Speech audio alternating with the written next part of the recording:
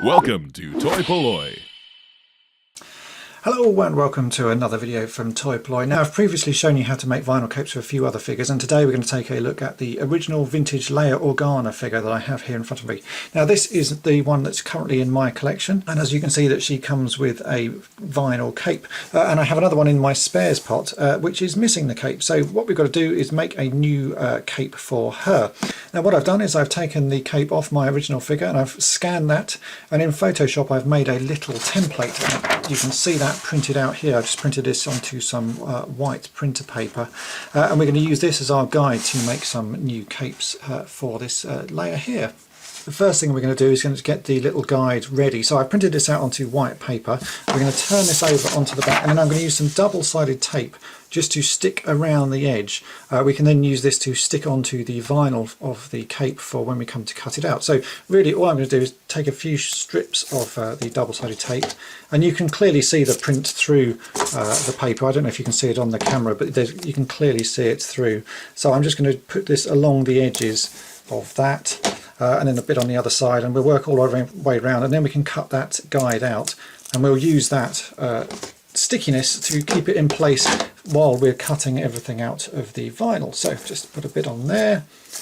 We'll do one last bit down the bottom at the middle. It doesn't need to be all the way around, just enough that it will hold it in place. So we can now go ahead and cut this out, and then our guide will be ready.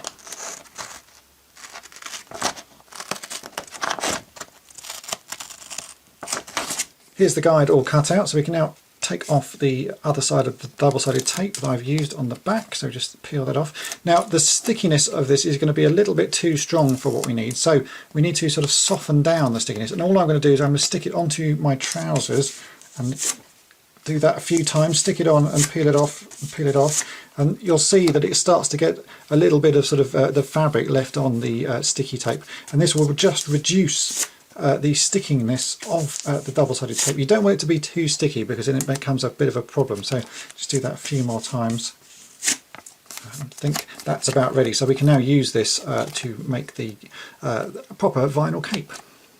For the vinyl, I found that the best source of sort of cheap vinyl is to buy some blow-up sort of beach toy. Now, this was a blow-up ghost that I bought during the Halloween period. You can see it does have a bit of a printed face on it, but overall it is predominantly just a white sheet of vinyl. So what I'm going to do is I'm going to stick the guide onto a piece, sort of a nice flat area of this, and we'll cut round that, and then that will be the basis of the cape. So you can see I've stuck that on there.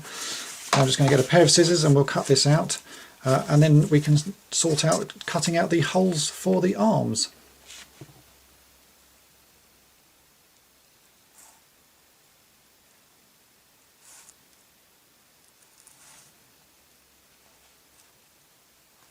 Now the cape is cut out. Before we remove the template, what we need to do is cut the holes. Now you can cut these using a scalpel, but I found the easiest way is actually just to get a normal hole punch that you use for paper. And with the paper still stuck on the vinyl, it's very easy to cut them. So what you can do is slot that in and sort of line it up and then punch.